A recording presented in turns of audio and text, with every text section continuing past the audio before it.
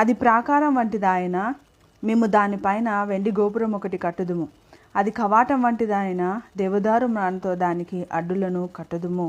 Praise God, హల్లెలూయా. ఇక్కడ అది ప్రాకారం వంటిదాయన అని అంటున్నాడు. ప్రాకారం వంటిది అంటే దావీదు మరి ప్రాకారంను తన యొక్క రక్షణ కోసం కట్టుకున్నాడు భూమి మీద.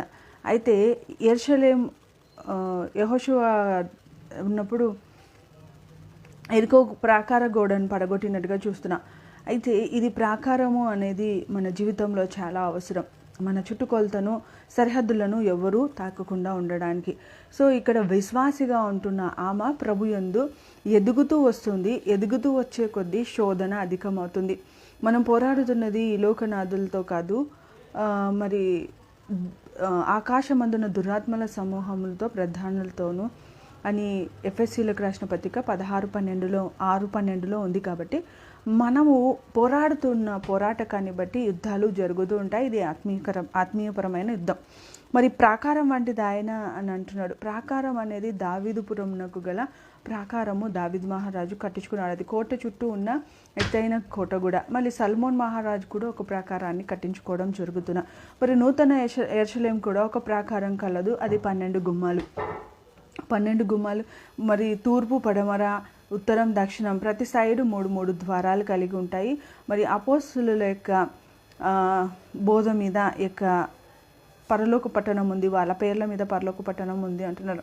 కానీ క్రీస్తు అనే రక్త ప్రోక్షణ కింద, క్రీస్తు రక్తం మీద ఈ సంఘాన్ని కట్టడం జరిగింది. దేవుడు భూమికి నీటిపై పునాది వేసినాడు అనేది కీర్తన 24:2 చెప్పగలుగుతున్నాం. అంటే అక్కడ దాని యొక్క ప్రాకారం ఉంది. ఇది కదల్చబడాలి అంటే మొదట ప్రాకారాన్ని కదల్చాలి. మరి యెహోషువ యొక్క కాలంలో ఇజ్రాయేలీలు ఆ యొక్క పాలు తేనెలు ప్రవహించే ప్రదేశాన్ని ఆక్యుపై చేసుకునే ముందర అనేక శ్రమలు, అనేక యుద్ధాలు జరిగినప్పటికీ దేవుడు వారి పక్షాన ఉన్నాడు కాబట్టి వాళ్ళకు విజయం అనుగ్రహించబడినది. మరి యెరికో ప్రాకారమును పడగొట్టడానికి వాళ్ళు చేసిన యుద్ధం ఒకటే అండి. 6 రోజులు మౌనంగా దాని చుట్టూ తిరిగి 7వ రోజు గట్టి కేక వేయడం జరిగింది. సో ఈరోజు మన జీవితంలో కూడా, మన పరిస్థితుల్లో కూడా ఆ ప్రాకారాన్ని కూలుగొట్టాలి. నీ జీవితంలో ఒకవేళ అపవాదైన సాతాను అడ్డు రాయిగా నిలబడి అడ్డుగోడగా ఉన్నాడేమో, మరి యేసు ప్రభు వచ్చి నీకు నాకు ఉన్న ఆ పాపపు ప్రాకారాన్ని పడగొట్టేసి ఆయన రక్తం ద్వారా విడుదల, విమోచన అనుగ్రహించి ఆయన కృపను బట్టి మనకు స్వాస్యంగా పరలోక పట్టణమును ఇవ్వడానికంటే ముందరగా భూమి మీద తనకంటే గొప్ప శక్తి కలిగిన అద్భుతాలు చేయాలని దేవుడు కోరుకుంటున్నాడు. కాబట్టి తనకంటే మరి గొప్ప కార్యములు మనం చేస్తామని దేవుడు చెప్పినట్టుగానే ఈ లోకంలో మనం ఉండగానే పరిశుద్ధాత్మ మన మీద కృమ్మరించబడడం జరిగింది. ఆత్మ సంచారమును బట్టి మనము అనేకమైన మర్మాలు దేవుడి ద్వారా తెలుసుకోగలుగుతున్నాం. మరి పరిశుద్ధ దూతల ద్వారా మనకు సంరక్షణ ఉంది. మరి నిజంగా ఎంతోమంది గురించి మనం వింటూ ఉన్నాం కదా. ఒక సహోదరి తనక ఒంటరి ప్రయాణంలో ఒకసారి ఒక సైకోని దాటుకొని వెళ్ళినట్టుగా, కానీ అతను తనని ఏం చేయనట్టుగా మరి పేపర్లో కూడా వచ్చింది అది. అయితే ఆ సైకోని తను ఇంటర్వ్యూ చేయడానికని వెళ్ళిన ఒక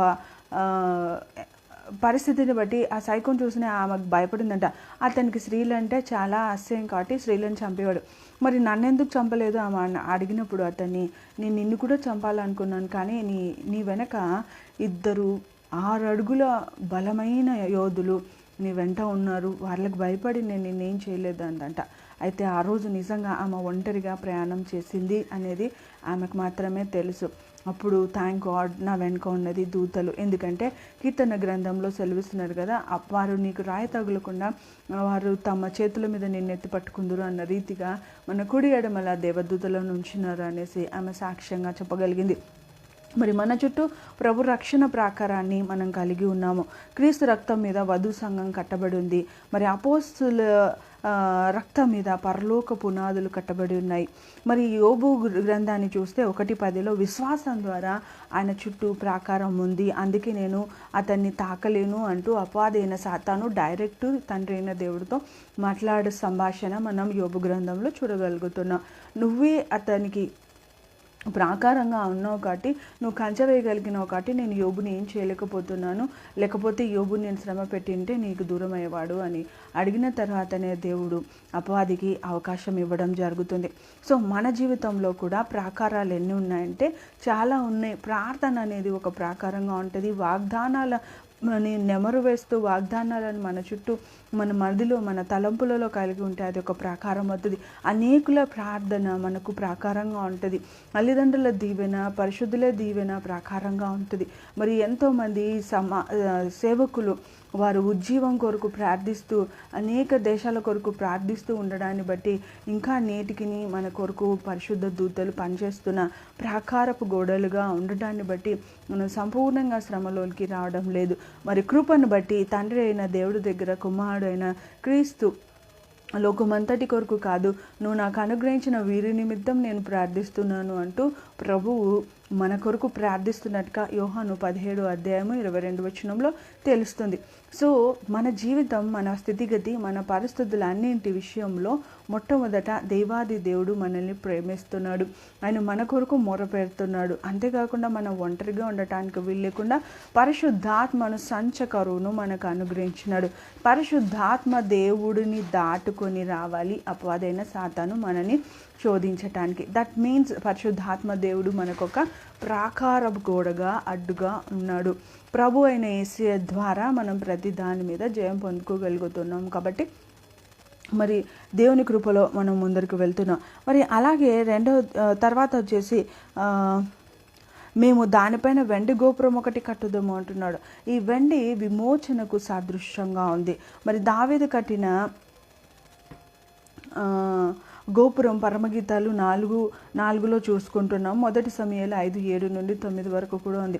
అంటే మనకు శత్రువులు అక్కడికి రాలేరు అనేది చూస్తున్నాం. విశ్వాస గోపురం ఒకటి ఉంది, మరి నిరీక్షణ గోపురం ఒకటి ఉంది. అబ్రహాము దేవుని నమ్మను, అది అతనికి నీతిగా ఎంచబడను. పునాదులు గల ఆ పట్టణం కొరకు అతడు నిరీక్షించినాడు కనుక ఆ నిరీక్షణ ఫలము అతను పొందడానికి ఎదురు చూస్తున్నాడు విశ్వాసం ద్వారా. ఈరోజు మనం కూడా అబ్రహాం వల్ల నిరీక్షిస్తున్నాం. ప్రభు ఒక రోజు వస్తాడు, పరమునకు తీసుకొని వెళ్తాడు. ఇది షూలమితు యొక్క నిరీక్షణ. అంటే విశ్వాస సమూహంలో ఉంటున్న క్రైస్తవ సంఘం యొక్క నిరీక్షణ. నాటి కాలంలో ఉంటున్న వారి నిరీక్షణ ప్రభువు వస్తాడని, సువార్త ప్రకటించబడుతుందని, ప్రభు రక్షకుడిగా భూమి మీదకి దిగివస్తాడు అన్నది జరిగిపోయింది. ఇప్పుడు మనం ఎదురు చూస్తుంది ప్రభు రక్షణ రాకడ అయిపోయింది. కానీ ఎత్తబడు రాకడ, వధువు సంఘాన్ని తీసుకువెళ్ళి మధ్యాకాశంలో మరి దేవుడు కలిసే ఒక రహస్య రాకడ నిమిత్తం మనం ఎదురు చూస్తున్నాం. మరి అలాంటి నిరీక్షణ కలిగిన నిరీక్షణ మనకు కూడా ఉంది. ప్రేమ గోపురము, ఇది దంతపు గోపురం అని పరమగీతాలు 7:4 మనం చూస్తున్నాం. అంటే శిరస్సును మొండాన్ని కలిపేది ఒక మెడ. అంటే ఈ కందాన్ని బట్టి మన విశ్వాసము అని అంటున్నాం. ఈ విశ్వాసం ద్వారా భూమి పరలోకము భూమి ఏకమవుతూ ఉంది. అంటే దేవదూతలు భూమి మీదకి దిగివస్తారని, మరి అలాగే పరిశుద్ధులు భూమి మీదకి దిగివస్తారని, మనం కూడా పరలోకానికి వెళ్ళవచ్చు అని భక్తులైన సాధు సుందర్ సింగ్ గారి గురించి కానీ, దినాకర్ అంకుల్ కానీ, దేవదాసయ్య గారి గురించి కానీ, మరి కొంతమంది స్త్రీలు కూడా పరలోకానికి వెళ్ళి రావడం జరిగింది. మరి వీరందరి చరిత్రని మనం చూస్తున్నప్పుడు మనం కూడా ప్రభువును సమీపించగలం, మనం కూడా ప్రభుతో మాట్లాడగలం. నిజంగా నా జీవితంలో ఏదైనా సమస్య వచ్చినప్పుడు, నేను కనిపెట్టి ప్రార్థించినప్పుడు దేవుడు నాకు ఎన్నో సమస్యలకు కావాల్సిన సమాధానాలు ఇస్తూ ఉన్నాడు. ఇంకా ఇతరుల నిమిత్తం గోజాడుతున్నప్పుడు వారి గురించిన ఒక నెమ్మదిని, వారి గురించిన ఒక వర్తమానాన్ని ప్రభు నా హృదయంలో ఉంచినప్పుడు, నేను ఆ తలంపును బట్టి వారిని నేను గైడ్ చేస్తున్నప్పుడు వారు కూడా ఆన్సర్ తీసుకోగలుగుతున్నారు through the God, through the Holi Spirit, through the word of God. So ఆ విధంగా మనల్ని ప్రభు ప్రత్యేకపరుచుకుంటున్నాడు. కాబట్టి పరిశుద్ధమైన దేవుడు పరిపూర్ణమైన తలంపులతో మనను ప్రత్యేకపరుచుకున్నాడు. కాబట్టి ఆయన చిత్తానికి అనుగుణంగా, ఆయన కృపకు అనుగుణంగా మనం నడవబద్దులంగా ఉన్నాం. ఆయన నిన్ను విడవని ఎడబాయని దేవుడుగా, రక్షకుడిగా, రాజుల రాజుగా ఉన్నవాడు, అనువాడుగా ఉన్నాడు. కాబట్టి ఆయన కొరకు మనం ఉండాలి. వెండి ఇది పవిత్రమైనది. ఇక వెండి గోపురమే అని ఎందుకంటున్నా అంటే, వెండి పరిశుద్ధతకు, పవిత్రతకు, విమోచనకు గుర్తుగా ఉంది. లేవీయులకు రాసిన పత్రిక 11:44. మనం చూస్తే విమోచన క్రయధనంగా వెండి ఇవ్వాలి అంటున్నాడు. మరి నేను పరిశుద్ధుడనైనాను, మీరును నన్ను నా వలె పరిశుద్ధులైండడి అనేసి మనకు దేవుడు తెలియపరుస్తున్నాడు కూడా. ఆయన పరిశుద్ధ దేవుడు కనుక మనం కూడా పరిశుద్ధులుగానే ఉండాలి. మన ప్రభు ఎలాంటి వాడో అలా మనం మన ఔన్నత్యాన్ని రూపాంతరం చెందుకోవాలి. కాబట్టి మన సహవాసం అయితే తండ్రితోనూ ఆయన కుమారుడైన యేసుక్రీస్తుతో ఉంది. కాబట్టి మనం కూడా పరిశుద్ధులుగా ఉండాలి. మరి అది కవాటం వంటిది ఆయన అని అంటున్నాడు. అంటే అదొక ద్వారం వంటిది అయిందా లేదా నీ విశ్వాసాన్ని, నీ పరిస్థితులని. ఈరోజు నువ్వు కాల్ చేస్తే ఎదుటి వ్యక్తి లిఫ్ట్ చేసి హలో అనాలి. లిఫ్ట్ చేయకపోతే అతనికి నీ మీద గౌరవం లేదని, ఆమెకు నీ మీద గౌరవం లేదని తెలియపరచబడటాన్ని బట్టి మనం వారికి మళ్ళా కాల్ చేయం. అలాగే యేసు ప్రభుతో నువ్వు కాల్ చేస్తున్నావా, యేసు ప్రభుతో నువ్వు మాట్లాడుతున్నావా, యేసు ప్రభు చేత నువ్వు నడిపించబడుతున్నావా అనేది నువ్వు పరిశీలించుకో. ప్రభు నీతో మాట్లాడుతూ, నువ్వు ప్రభుతో మాట్లాడుతూ, ప్రభు దగ్గర నుండి నువ్వు జవాబులు పొందుకుంటుంటే నువ్వు ధన్యురాలివి. అందుకే అది కవాటమాయన అంటే అది నీకు ద్వారమైందా, ఆ ద్వారం నీకు తెరవబడిందా, ప్రభుతో నువ్వు మాట్లాడగలుగుతున్నావా అని క్వశ్చన్ వేస్తున్నారు. మరి ఈరోజు చాలామంది ప్రభుతో మీరు మాట్లాడుతున్నారంటే వ్యంగ్య ముఖం వేస్తున్నారు. కానీ వాక్యం చదివేటప్పుడు వాక్యం ద్వారా కూడా ప్రభు మొట్టమొదట మనతో మాట్లాడతాడు. ఈ పరమగీతాలు స్టార్ట్ చేసినప్పటి నుండి కాదండి, మరి ఎన్నోసార్లు ఈ లైవ్లో నేను చెప్పి ఉన్నాను, ప్రభు మనకు 5 రీతులుగా మాట్లాడతాడు. మొట్టమొదట మరి వాక్యం ద్వారా, తర్వాత సేవకుల ద్వారా, దర్శనముల ద్వారా, కళ ద్వారా, మరి ఆయన మెల్లనైన స్వరం ద్వారా. ఈ 5 రకాలుగా ఏ విధంగా మాట్లాడినా ప్రభు చిత్తమే. అయితే నువ్వు ఏదైనా తీర్మానం తీసుకున్నా, నిర్ణయం తీసుకున్నా 2 కన్ఫర్మేషన్స్ 3 కన్ఫర్మేషన్స్ తీసుకొచ్చుకోవాలి. మరి ఒకటి వచ్చింది కదా అని మనం ముందరకు వెళ్ళొద్దు. ఎందుకంటే మన ఫ్లెష్ కూడా మనతో మాట్లాడుతుంది. అపవాది ఆలోచనలు కూడా దర్శన రీతిగా వచ్చి ఒక బ్యాడ్ డ్రీమ్స్ ద్వారా మనతో మాట్లాడడానికి ప్రయాసపడతాడు.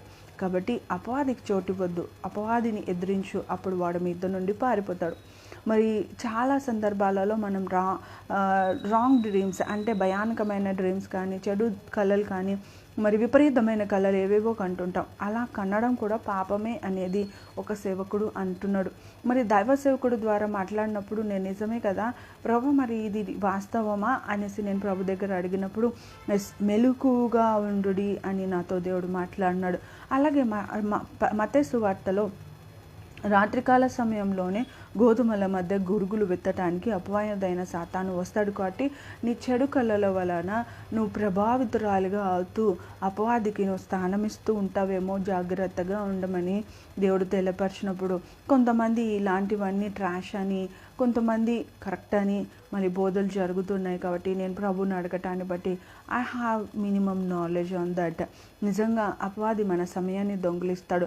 చూడండి, గాఢ నిద్రలో భయంకరమైన కళలు, పాములు తరమడాలు, ఎద్దులు తరమడాలు, ఇవన్నీ మనకు ఒక్కొక్కటి ఒక్కొక్క డ్రీమ్కి సాదృశ్యంగా ఉంటుంది. మరి కొన్ని నీళ్ళలో నడుస్తున్నట్టు, మరి ట్రైన్లో ప్రయాణం చేస్తున్నట్టు, ఓడలో ప్రయాణం చేస్తున్నట్టు, సో రకరకాల డ్రీమ్స్ వస్తుంటాయి. వాటి అన్నిటికీ కొన్ని అర్థాలు ఉన్నాయి. మరి ఆ అర్థాలను బట్టి మనం జీవిత గమ్యాన్ని చేరుకోవాలి. అలాంటివన్నీ మరి సాతాన్ నుండి వచ్చినవా, దేవుని నుండి వచ్చినవా అని చూడాలి. మరి సాతాన్ నుండి వస్తున్నాయంటే నీ సమయం సాతాన్ దొంగిలించి వేసినట్టే కదండి, అది దేవుడు లెక్క తీసుకుంటాడు. అలాగే దేవుడి ద్వారా వచ్చినాయంటే నీ నిద్ర ఆహ్లాదకరంగా, దేవుడికి మహిమకరంగా, నీకు ఆశీర్వాదకరంగా ఉంది కాబట్టి దానిని లెక్కలోకి తీసుకుంటారు. ఎందుకంటే ఎవరైనా దేవుని గురించి మాట్లాడేటప్పుడు అది జ్ఞాపకార్థ గ్రంథంలో లిఖించబడుతుంది అని ఉంది. కాబట్టి ఆ జ్ఞాపకార్థ గ్రంథ ప్రకారం దేవుడు అద్భుతమైన ఆదరణ నీకు ఇవ్వాలని చూస్తున్నాడు. సో దాన్ని బట్టి దేవుడి యొక్క కృపను బట్టి అది కవాటం ఆయన అని అంటే, మరి కవాటం వంటి వారగా అంటే ద్వారం తెరవబడిన వారగా మన కొరకు మన విశ్వాసమే మనకు ద్వారం తెరిచే విధంగా ఉండాలి. మరి దేవదారు మానుతో దానికి అడ్డుకర్రలు కట్టాలి అని అంటున్నాడు. ఇక్కడ దేవదారు మాను అంటే అది లెబానోను కొండ మీద, లెబానోను పర్వతం మీద ఫలించే వృక్షము కొమ్మలు రెమ్మలుగా విస్తరిస్తుంది, నునుపుగా ఉంటుంది. మరి సల్మోన్ మహారాజు దేవాలయం కొరకు ఉపయోగించిన కర్రగా ఉంది. మరి ఆ కర్ర చెడిపోదు. కాబట్టి మన విశ్వాసం కూడా అలా ఉండాలి.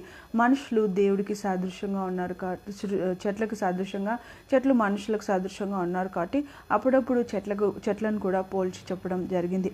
మరి ఇలాంటి విషయాలలో మన జీవితంలో, మన పరిస్థితులలో జ్ఞానంగా వ్యవహరించాలి. మరి ఆ దేవదారు మ్రానులు ఇక్కడ దావీద్ మహారాజు యాకోబు నిద్రపోయినప్పుడు యాకోబు కల కనడం లాంటిది కళ వస్తుంది. మేఘంలో నుండి ఆకాశంలో నుండి ఒక నిచ్చెన రావడం, ఆ నిచ్చెన పరలోకం నుండి భూమి మీదకి ఉండడము, ఆ నిచ్చెన మీద నుండి పైనుండి కిందికి దేవదూతలు ఎక్కడం వెళ్ళడం చూస్తున్నామేమో అని అంటున్నాడు.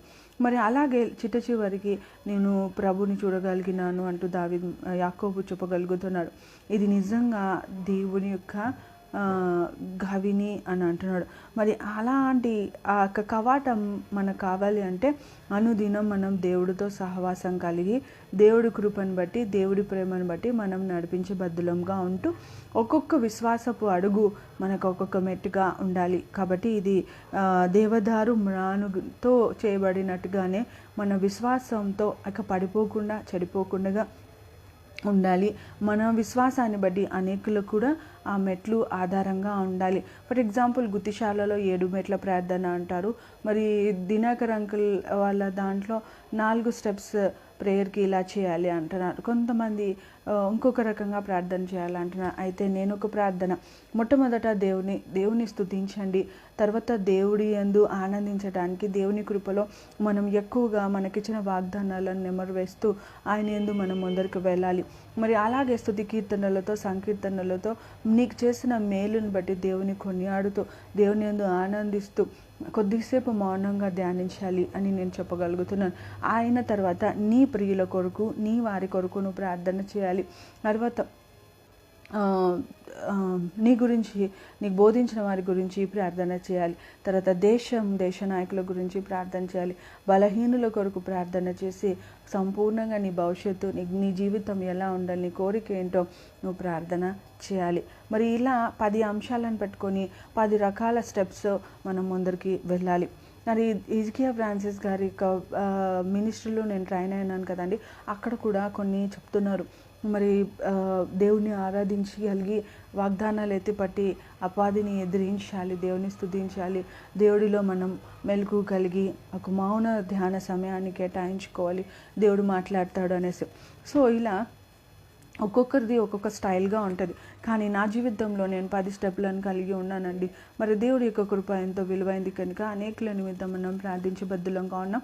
మన నిమిత్తం కూడా ప్రార్థించుకోవాలి. మన నిమిత్తం ఎందుకు లాస్ట్ అంటున్నామంటే అందరి కొరకు ప్రార్థించినాక కూడా ఓపిక ఉండేది మనల్ని ప్రేమించుకుంటాం కాబట్టి మనం లాస్ట్ అనమాట. When we will become lost it will become first. అంటే మనం లాస్ట్గా అయిపోతామో మనల్ని ఫస్ట్గా దేవుడు చేస్తాడు. అందుని బట్టి దేవాది దేవునికి వందనాలు. మరి 10వ వచనంలో నేను ప్రాకారం వంటి దానినైతిని, నా కుచములు దుర్గములా ఆయను అంటున్నాడు. నేను ప్రాకారం వంటి దానినైతిని. మరి ప్రాకారము వంటిది అంటే అంధకార క్రియలను విసర్జించి మరి ఎత్తైన కొండగా మార్చబడింది, తేజ సంబంధమైన యుద్ధోపకరణములు ధరించుకుంది కాబట్టి ప్రాకారం వంటిది అయింది. చూడండి, దీపం వెలిగించబడిన తర్వాత కొంచెం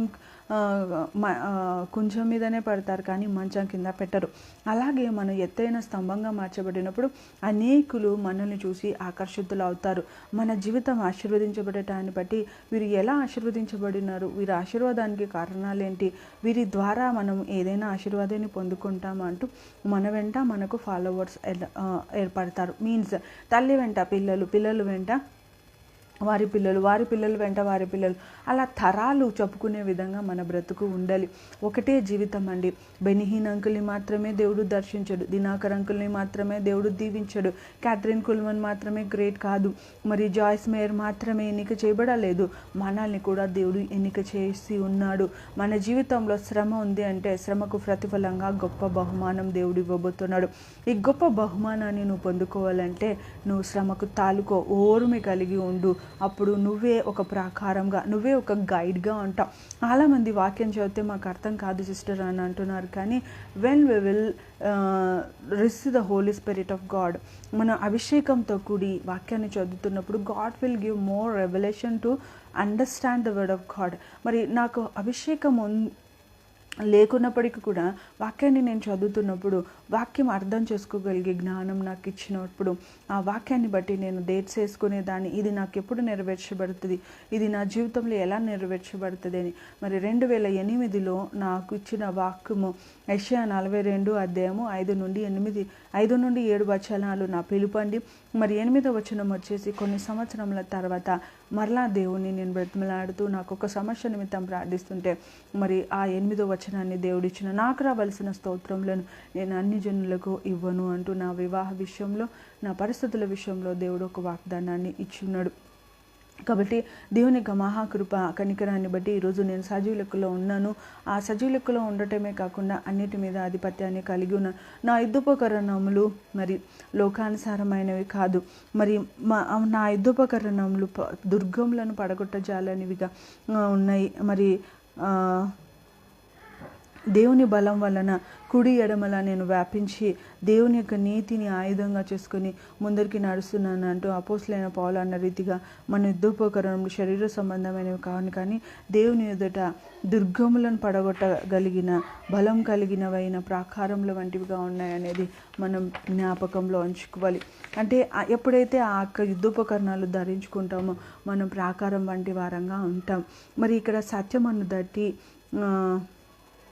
నీతి అను మైమరుపు సిద్ధమనస్సను జోడు విశ్వాసమనుడాలు రక్షణను శిరస్సును ఆత్మ ఖడ్గం కలిగి ఉండి ప్రాకారంగా మార్చబడిన వారంగా ఉంటాం. మరి నిజంగా ప్రతిరోజు నువ్వు నిజాన్నే మాట్లాడుతున్నావా? సత్యం నిన్ను స్వతంత్రులుగా చేస్తుంది. మరి నీతి అని మైమరుపు ప్రభు నీతిని నువ్వు ధరించిన ఒకటి, ఆయన నీతి వల్ల నేను ఆశీర్వదించబడతాను, ఆయన కృపను బట్టి నేను నడిపించబడతాను, ఆయన యందు నేను నా యందు ఆయన ఏకమై ఉన్నాము అంటూ మన విషయాలలో సిద్ధ మనసు కలిగి ఉండాలి. నీ అడుగులు జారిపోకూడదు, నీ ప్రేమలో స్థిరత్వం ఉండాలి, నీ ఆలోచనలో స్థిరత్వం, నీ విశ్వాసంలో స్థిరత్వం ఉండాలి. విశ్వాసం లేకుండా ద్విమనస్సు కలిగి ప్రభు దగ్గర నిలబడితే ఆ స్థిరత్వంలో మనం నిలబడలేం. మరి ఈ యొక్క వాక్యాన్ని ఈ సండే స్థిరత్వం గురించిన మనస్సును గురించి నేను ఈ సండే లైవ్ ఇవ్వబోతున్నాను. మరి విశ్వాసమనుడాలు విశ్వాసంతో అపవాది ఎన్నో అడ్డంకులు వేస్తున్నప్పుడు అపవాదితో మనం మాట్లాడే వారంగా ఉండాలి. రక్షణ స్థిరస్థాన వాడు తలలో నుండి అనేకమైన ఆలోచనలు నిద్ర ద్వారా మరి మన జీవితంలోకి ఎంటర్ అవుతారు. కాబట్టి మెలకువ కలిగి ఉండాలి. ఒకవేళ నిద్రించినప్పటికీ ప్రభు కంచెలోనే శిరస్సును ధరించి ఆత్మ ఖడ్గం చేత ఆత్మలో నువ్వు కనపడిస్తున్న ఆ పామును చంపగలగాలి. ఆత్మలో కనపడిస్తున్న స్కెల్టన్స్ అయినా ఎద్దులైనా వాటినైనా నువ్వు ఆత్మలోనే చంపివేయగలిగి ఆత్మ ఖడ్గమను వాక్యముతోనే అపవాదిని జయించగలగాలి. మరి ఇవన్నీ జరుగుతాయా అంటే నా జీవితంలో నేను ఎదుర్కొంటున్నానండి, వేరే వాళ్ళ జీవితంలో నాకు తెలీదు. నా పరిస్థితులలో నా స్థితిగతులలో ఎన్నో విచ్క్రాఫ్ట్ చేత నేను బాధించబడి చాలా దయావిహీనమైన స్థితిలో గుండా నేను నడవడం జరిగింది. కానీ వాటన్నిటిలోండి తప్పించిన దేవుడు గొప్పవాడు. ఈరోజు నాకు రుమటైటిక్ ఆర్థరైటిస్ ఉండి ఎప్పటికీ పోదు అన్న ఆ డాక్టర్స్ యొక్క ప్రూఫ్స్ కూడా నా దగ్గర ఉన్నాయి. కానీ ఈరోజైతే నాకు ఏ రోగం లేకుండా ప్రభువు నన్ను నడిపిస్తూ ప్రాకారం వంటి దానిగా అంటే మార్చడానికి ప్రభు ప్రయాసపడుతున్న ఆ ప్రయాస నెరవేర్పులోనికి వచ్చును గాక. మరి నా కుచములు నిన్ను ప్రజలు పడగొట్టజాలని ఇత్తడి ప్రాకారంగా నేను నియమించదని అంటూ ఇర్మియా 15:20 సెలవిచ్చినట్టుగా మన జీవితాలలో ఆ వాగ్దానం నెరవేర్చబడాలి. నా కుచములు దుర్గములు ఆయను అంటున్నాడు. ఈ కుచములు అనేవి తల్లికి బిడ్డలకు ఆహార పదార్థాలు అందించే సన్నములు. మరి పాత ఓల్డ్ టెస్ట్మెంట్ న్యూ టెస్ట్మెంట్ ద్వారా ఓల్డ్ టెస్ట్మెంట్లో ఉంటున్న సేవకుల వల్ల కాలేదు, మరి న్యూ టెస్ట్మెంట్లో ఉన్న సేవకుల వల్ల కూడా కాలేదు. కాబట్టి ప్రభు యొక్క కృపను బట్టి ఎన్నో మర్మాలు బయలుపరుస్తూ ఎన్నో రకాల ఆశీర్వాదాలు అనుగ్రహిస్తూ వస్తున్నాడు. పరమగీతాలు 7:3, 7:8 చదవండి. ఒకసారి దాన్ని యూట్యూబ్లో మీరు డౌన్లోడ్ చేసుకొని చూడొచ్చు, లేదంటే ఫేస్బుక్లో కూడా లైవ్ ఉంటుంది, మీరు ఆ ఎపిసోడ్ని చూడొచ్చు. మరి ఆ విధంగా దేవుడు మన జీవితంలో మరి కుచములు కూడా దుర్గములు ఆయన అంటే యోసేపు యొక్క జ్ఞానాన్ని బట్టి యోసేపు ఐగుప్తులో అనేకులకు 7 సంవత్సరాల కరువులో ఆహారంగా మార్చబడినాడు. ఆయన శ్రమ పొందడాన్ని బట్టి, ఆయన నేర్చుకున్న జ్ఞానాన్ని బట్టి, ఆయన యొక్క కార్యాలను బట్టి ఇతరులకు ఆహారంగా కాగలిగినాడు. మరి మన జీవితంలో కూడా ఓల్డ్ టెస్ట్మెంట్లో దిత్తగా ఉండాలి, న్యూ టెస్ట్మెంట్లో దిత్తగా ఉండాలి. అలాగే మన జీవితంలో పాత జీవితంలో ఉంటున్న దిత్తత్వాన్ని, నూతన రక్షణ అనుభవం తర్వాత పొందుకున్న ఆ దిత్తత్వాన్ని బట్టి ఇతరులకు ఆశీర్వాదకరమైన ఆహారం అవ్వాలి. మరి ఆత్మీయంగా శారీరకంగా రెండింటి చేత పోషించబడాలి. 2 రకాల ఆహారాలు దేవుడి నుండి వస్తాయి కాబట్టి మరి ఇక్కడ సంఘ వధువు దగ్గర మరి కుచములు దుర్గములు ఆయన అంటే నిజంగా బలమైన ఆహారం సంఘ వధువు అయిన మన దగ్గరనే లభించాలి, ఇతరుల దగ్గరనే మరి సేవకుల దగ్గరనే లభించాలి అని లేదు, కానీ విశ్వాసుల దగ్గర లభించాలి. అట్టి ధన్యత వింటున్న మీ అందరి జీవితాలలో అనుగ్రహించబడును గాక. మరి అలాగే అందువలన అతని దృష్టికి నేను క్షేమము నొందిన దాననైతిని అంటున్నాడు. అతని దృష్టికి అంటే ప్రభు దృష్టికి మనము క్షేమం పొందిన వారం గాను, ఆశీర్వాదం పొందిన వారం గాను, మరి ఇక్కడ ఎన్నిక చేయబడిన వారంగా మనం ఉండాలని దేవుడు కోరుకుంటున్నాడు. మరి ఆ యొక్క ఆవగింజంతా విత్తనాన్ని ఫలింపచేసినందువలన ఆ ఆవగింజ మహావృక్షమైంది. ఆ మహావృక్షంలో మహావృక్షం కింద అనేకమైన జంతువులు ఆదరణ పొందుతున్నాయి. మరి అలాగే పైన పక్షులకు గూళ్ళు నివాసాలుగా ఉన్నాయి. మరి ఈరోజు మనం కూడా అందువలన అతని దృష్టికి నేను క్షేమం నొందిన వాడనైతిని అంటే నీ క్షేమం నదీ ప్రవాహం వలె ప్రవహింపనివ్వండి అని దేవుడు కోరుకుంటున్నాడు. మరి మన క్షేమాన్ని చూసి అనేకులు మన ప్రవాహం వెంట కొట్టుకొని రావాలి.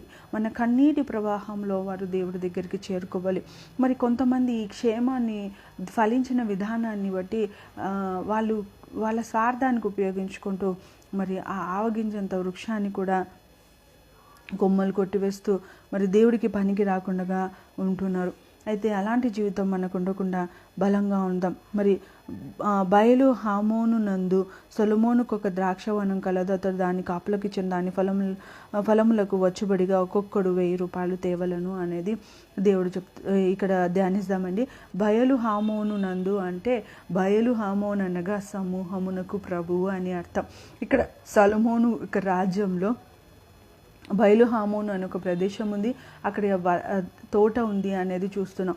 అయితే ఇక్కడ ఏదేను వనంలో ఒక తోటను వేసి భూమి మీద ఏదేను వనం ఒక తోట వేసి అందులో అవ్వ ఆదాము ఉంచినప్పుడు వారి ద్వారా పాపం సంక్రమించింది, కానీ యేసు ద్వారా పాప విమోచన తొలగిపోయింది. మరి ఆ యేసు ద్వారా పాప విమోచన తొలగిపోయినందువలన ఈరోజు బయలు హామోను లాంటిదే మరి పరలోక మనకు పరదేశం దేవుడు ఏర్పాటు చేసినాడు. మరి ఏదేను అంటే ఉల్లాసము. మరి కీర్తనల గ్రంథంలో 80వ అధ్యాయంలో ఇజ్రాయేలు ద్రాక్షవనంగా పెంచి పెద్ద చేస్తే దాని కొమ్మలు ఎగిసి పాకినట్టుగా చూస్తున్నాం. మరి యెషయా గ్రంథానికి వచ్చేసరికి అవి కారు ద్రాక్షలు కాస్తున్నాయి అని అంటున్నాడు. మరి యెషయా గ్రంథంలో ఇంకొంచెం ముందరికి వెళ్తే మొత్తం ఎండిపోయిన మొద్దుగా మార్చబడింది, మళ్ళీ దానిలో నుండి చిగురు వచ్చింది అన్న రీతిగా యెషయా గ్రంథం కాలం నాటికి దేవుడు చెప్తున్నాడు. ఆత్మఫలములు ఆరిపోయి ఆచారాలు మాత్రమే అందులో కనపడుతున్నాయి. అయితే ఆ ఆచారాలు ఆదివారము ఇది చేయకూడదు, ఆదివారం విశ్రాంతి దినాన్ని ఆచరించాలి, అప్పుడు శనివారం విశ్రాంతి దినంగా ఉంది. అయితే విశ్రాంతి దినానికి ప్రభువు నేను అంటూ యేసు ప్రభు చెప్తున్నాడు. నీ దేవాలయం కంటే గొప్పవాడు ఇక్కడ ఉన్నాడని ప్రభు చెప్తూ ఆ యొక్క ఊచ చేయగలవాడిని, కుష్ఠరోగిని, మరి ప్రతి ఒక్కరిని ఆదివారమే విశ్రాంతి దినంలోనే గ్యాదర్ చేస్తున్న అద్భుతాలను బట్టి ఇజ్రాయేలీలు యేసు ప్రభు మీద రాళ్ళు రువ్వడానికి ప్రయత్నించినప్పటికీ మరి ప్రజలను బట్టి ఆలస్యం జరిగింది. అయినప్పటికీ దేవుడు నీ కొరకు నా కొరకు మరణించడానికే భూమి మీదకి దిగి వచ్చినాడు. ఇక్కడ చూడండి, ప్రతి ఒక్కరికి విశ్రాంతి దినంలో దేవుడు విడుదలిచ్చినాడు. కాబట్టి మరి విశ్రాంతి దినంలో గుంతలో పడిన ఒక గొర్రెనే పైకి తీస్తాము, దానికంటే మనిషి విలువైన వాడు కాదా అని దేవుడు మాట్లాడిన వాళ్ళకి అర్థం కాలేదు. అయితే చూడండి, మనం ఆచారాలు ఆత్మ ఫలాలు దేవుడితో సత్సంబంధం కలిగి దేవుడి స్వరాన్ని విని దేవుడి కృపలో నడిపించబడాలనే ఉద్దేశాలు కోల్పోయినాం. కాబట్టి ఈరోజు ఆదివారం చర్చ్కి వెళ్ళాలి, ఆదివారం నేను బాగా కనపడాలి, బాగా వాక్యం చెప్పాలి, బాగా నేను ముందరికి వెళ్ళాలి. సో ఇలాంటి పొజిషన్సే చూసుకుంటున్నాం. అయితే నువ్వు ఎంతగా ఫలించినావు, నీ సహవాసంలో దేవుడు నీతో మాట్లాడుతున్నాడా, ప్రభుతో నువ్వు మాట్లాడుతున్నావా, ఇలా ఉండాలి. అలా లేకపోతే నీ ఫలింపు కాదు అని అంటున్నాడు దేవుడు. మరి కొంచెం ముందరికి వెళ్ళాలి. మరి ఆనాటి కాలంలో సమూయేలు వద్దు, సమూయేలు కుమారులు వద్దు, మాకు ప్రభువే రాజుగా రావాలి, రాజు మమ్మల్ని పరిపాలించాలని కోరుకున్నప్పటి నుండి ఇక రాజ్యం ఏర్పాటు చేస్తుంది, అంటే ప్రజారాజ్యం వచ్చింది. సో ఇప్పుడు లవదోకీయ సంఘంలోనే అంటే ప్రజారాజ్యంలోనే ఉంటున్నాం, కానీ అన్ని రాజ్యాల వల్ల మేము అలసిపోయినామయ్యా, ఇక మీరే రాజ్యం చేయండి అని మళ్ళీ యేసు ప్రభుకు రాజ్యాన్ని అప్పగిస్తారంట. దాని ఫలములకు వచ్చుబడిగా ఒక్కొక్కడు 1000 రూపాయలు తేవలను అని అంటున్నాడు. ఇక్కడ అతడు దాని కాపుకిచ్చెను.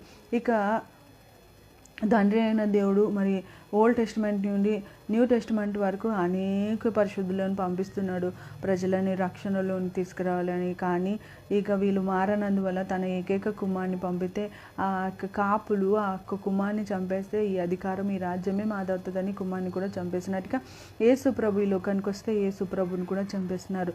యేసు ప్రభు చనిపోయిన తర్వాత తండ్రి ఆ యొక్క ప్రభు ఆ యొక్క ద్రాక్ష తోట అధికారి వచ్చి కాపులను చంపేపించినట్టు చీకటి కొట్లో నెట్టివేసినట్టు, కానీ తండ్రి అయిన దేవుడు రాకడ సమయంలో వచ్చినప్పుడు ప్రతి ఒక్కరికి శిక్ష విధించడం జరుగుతుందంట. కాబట్టి ఈరోజు మీరు మెలుగు కలిగి ఉండండి అనేసి దేవుడు సెలవిస్తున్నాడు. అంతేకాకుండా దాని ఫలములకు వచ్చుబడిగా ఒక్కొక్కడు 1000 రూపాయలు ఇవ్వాలి అంటున్నాడు. మరి ఈ అధికారి వచ్చి తన కుమారుని చంపి వారే స్వతంత్రించుకోవాలనుకుంటున్న ఈ లోకపు అధికారి సాతానును దేవుడు బంధిస్తానని ప్రకటన గ్రంథము 21లో సెలవిస్తున్నాడు. మరి ప్రకటన గ్రంథం 11:5లో సాతాను బంధించబడతాడని, 24:6లో సాతాను చెరల నుండి విడుదల కావడం జరుగుతుంది. తర్వాత యుద్ధం జరుగుతుంది. తర్వాత మళ్ళీ అపాధిని అగ్నిగుండంలో వేసినట్టుగా ప్రకటన 21:1లో మనం 24:6లో చూస్తున్నాం. మరి సంఘం ప్రభు కొరకు భూమి మీదకి దిగి రావడం జరుగుతుంది. మరి భూమి అప్పుడు కొత్త ఆకాశం కొత్త భూమిని నేను చూసినానని యోహాను ప్రకటన 21లో చెప్తున్నాడు. ఇక మర్మాన్ని మనం లోతుగా తెలుసుకుంటే అది వివరించసఖ్యం కానిది. దేవుడు భూమి మీదనే మళ్ళా ఒక నూతన ఆకాశాన్ని నూతన భూమిని ఏర్పాటు చేస్తాడంట. ఈ భూమి మీదనే ఒక పరలోకంగా మరి 1000 ఏళ్ల పరిపాలన ఉంటుందంట. ఆ 1000 ఏళ్ల పరిపాలనలో ఈ సంఘం ఎత్తబడిన సంఘం కూడా ప్రభుతో పాటు భూమి మీదకి దిగి రావడం 21 అధ్యాయంలో 1వ వచనంలో మనం చూస్తాం. ప్రకటన గ్రంథంలో అలంకరింపబడిన వధువుగా ప్రభుతో పాటు భూమి మీదకి పరలోకం దిగివచ్చట నేను చూసినాను అని అంటున్నాడు యోహాన్ గారు. మరి అలాగే భూమి మీదకి దిగి వచ్చిన తర్వాత 1000 ఏళ్ల పరిపాలన అక్కడ జరుగుతుందంట. 1000 ఏళ్ల పరిపాలనలో అప్పుడు వధువు సంఘంగా ఎత్తబడిన మనము ఆత్మ శరీరాన్ని ధరించుకొని అందరికీ సువర్తమానం ప్రకటించినప్పుడు అక్కడ కొంతమంది రక్షణ పొందుతారు. 7 ఏళ్ల శ్రమలో రక్షణ పొందిన వారు 70 అంతలుగా, మనం ఎత్తబడిన వారు 100 అంతల ఫంట అయితే అండి, శ్రమల కాలంలో వేదన కాలంలో రక్షించబడిన వారు 70 అంతలు. మరి ప్రభువు వచ్చిన తర్వాత నూతన ఆకాశం నూతన సృష్టి అపవాదిని బంధించిన తర్వాత సేవ జరిగినప్పుడు 30 అంతల జనం సమకూర్చబడతారంట. కాబట్టి దేవుడు ఎంత కృపామయుడంటే ఎంతవరకు సమయం ఇవ్వాలో అంతవరకు సమయం ఇస్తున్నాడు. కానీ దాన్ని కోల్పోతున్న మనుషులను బట్టి దేవుడు దుఃఖపడుతున్నాడు. మరి ప్రతిరోజు కొన్ని కోట్ల మంది జనాలు నరకానికి వెళ్తున్నారు. మరి కొంచెం మంది మాత్రమే పరలోకానికి వెళ్తున్నారు. పరలోక ప్రయాణం నీకుందా? పరలోక ప్రయాణంలో నువ్వు ఉన్నావా? పరలోక ప్రయాణంలో నువ్వు సిద్ధపాటు చేసుకున్న రీతిగా ప్రభా ఈరోజు నువ్వు వచ్చినా నేను సిద్ధంగానే ఉన్నాను అన్న రీతిగా మనం ప్రతిరోజు ఉంటే ఈ న్యూ ఇయర్లో దేవుడు 2021లో దేవుడు గొప్పగాని ప్రయాణంలో అన్ని ఆశీర్వాదాలే తీసుకొస్తాడు. చూడండి, మరి విశ్రాంతి దినం అవసరం, అది ఆచారానికి కాదు. నీ జీవితంలో ప్రతిరోజు విశ్రాంతి దినం కొద్దిగా ఇవ్వాలి. దేవుడితో నువ్వు సంబంధం గడపడానికి వారంలో ఒక రోజు ప్రభుకి ఇవ్వాలి, దేవుడి స్వరం వినటానికి. మరి అలాగే ప్రతిరోజు నీ ప్రయాణంలో ప్రభుతో నీతో ప్రభు ఉండగలిగినప్పుడు ఎప్పుడొచ్చినా నాకు భయం లేదు, ప్రభు రోజు నాతోనే ఉన్నాడు అనే అనుబంధం భూమి మీద ఉన్నప్పుడే నువ్వు కలిగి ఉండాలి. అలా ఉన్నప్పుడు పరలోకపు ఎత్తబడి గుంపులో మధ్యాకాశంలో నువ్వు ఉంటావు. మరలా 1000 ఏళ్ళు పరిపాలన కాలంలో 1000 రూపాయలు అతనికి తేవలను అంటే నామకార్థంగా 1000 రూపాయలు అనేది పెట్టినారు. అనేక చోట్ల 1000 అనేది సంపూర్ణతకు సదృశ్యంగా బైబిల్లో ఈ సంఖ్య వాడబడడం జరిగింది. మరి 1000 సంవత్సరాలు అప్పగిస్తారంట దేవుడికి. ఇంకా మా వల్ల కాదు, మేము అలసిపోయినాం లోకరాజ్యాల వల్ల, ఇంకా నువ్వే మమ్మల్ని ఏలు అని ప్రభుకు తమను తాము అప్పగించుకుంటారంట ప్రజలు. అందుకోసమే చివరికి అపవాది అగ్నిగుండంలో వెళ్ళిపోయినట్టుగా నీ జీవితం కూడా అగ్నిగుండంలోకి వెళ్ళి శ్రమ అనుభవించడం దేవుని చిత్తం కాదు. మరి పడిపోయిన దేవదూతలకు మాత్రమే అగ్నిగుండాన్ని దేవుడు ఏర్పాటు చేస్తున్నాడు, కానీ నీది నాది కాదు అగ్నిగుండం. నువ్వు నేను ప్రభుతో ఉండాలని ప్రభు నిన్ను నన్ను ప్రత్యేకపరచుకున్నాడు తప్ప ఆయన పోలిక ఇచ్చినాడు. ఆయన పోలికలో ఉన్న నువ్వు శాపగ్రస్తురాలు అయినందువలన శాపగ్రస్తుడిగా ఉండడాన్ని బట్టి ఆయనే భూమి మీదకి దిగి రావడం జరిగింది. ఆయన భూమి మీదకి దిగి రావడం జరిగినందువలన నీకు విమోచన క్రయధనంగా ఆయన ప్రాణాన్ని ఆయన రక్తాన్ని ధారపోస్తున్నాడు.